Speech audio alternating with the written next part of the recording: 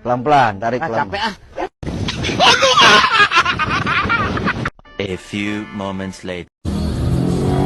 Assalamualaikum warahmatullahi wabarakatuh. Perkenalkan, nama saya Jernia Pridayanti Siregar, NIM 2240500022. Saya dari Prodi Manajemen Keuangan Syariah semester 7. Baik, di sini saya ingin menjelaskan tentang jenis-jenis risiko. Pertama adalah kita mengkaji tentang pengertian risiko.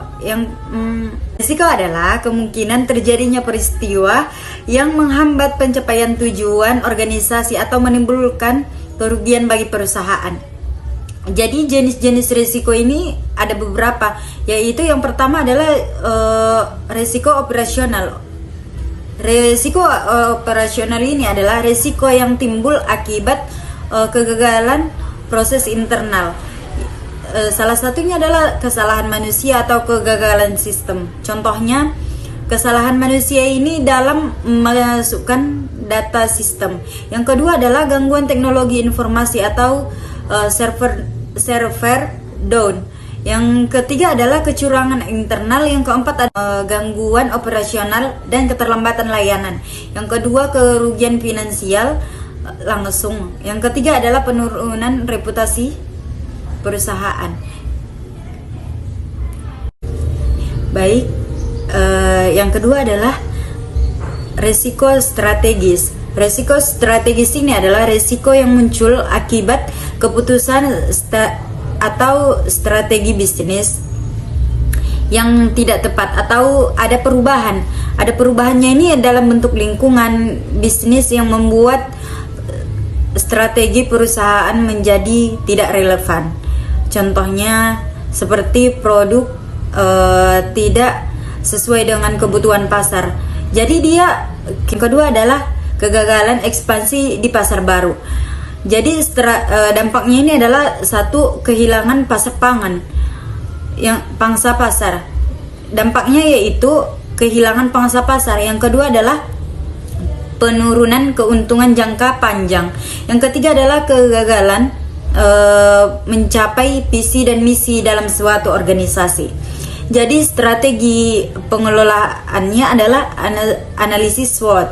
Analisis SWOT ini dan studi kelayakan strategi, pemantauan tren industri dan inovasi. Yang ketiga adalah evaluasi dan penyelesaian dan strategi secara berkala.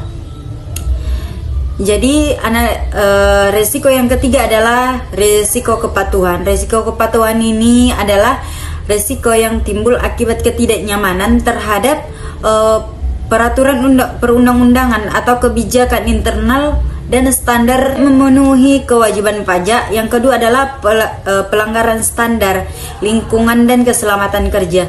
Yang ketiga adalah tidak mematuhi regulasi keuangan. Misalnya tidak mematuhi regulasi keuangan ini adalah misalnya tidak mematuhi peraturan OJK. Dan dampaknya ini adalah yang pertama, hilangnya izin usaha. Yang kedua, kerusakan reputasi organisasi. Dan yang ketiga, sanksi hukum atau denda. Jadi strategi pengelolaannya ini adalah yang pertama, audit kepatuhan secara berkala. Yang kedua, pelatihan kepatuhan dan etika bagi karyawan. Yang ketiga, penguatan fungsi hukum dan pengawasan internal. Itu resiko keuangan atau financial risk.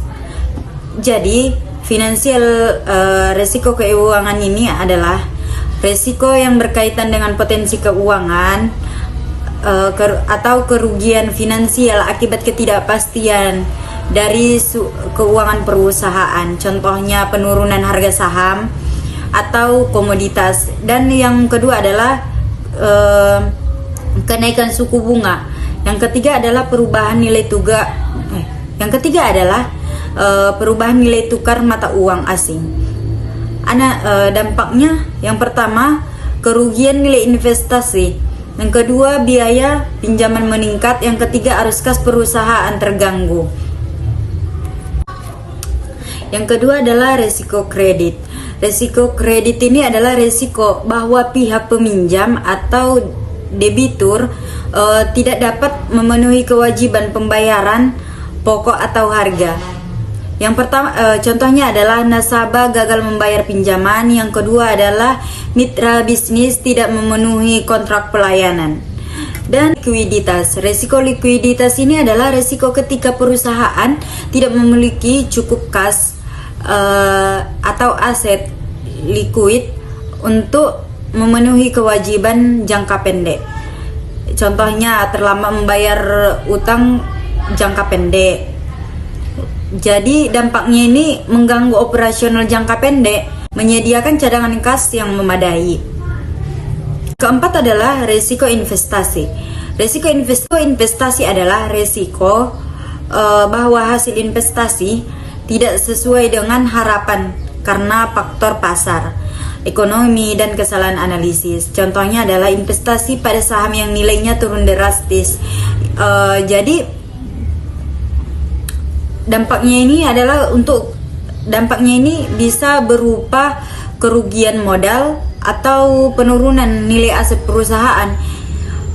Dan cara mengelola keuangannya ini adalah dengan analisis risiko di pengembalian atau evaluasi proyek secara berkala dengan metode. Cukup sekian yang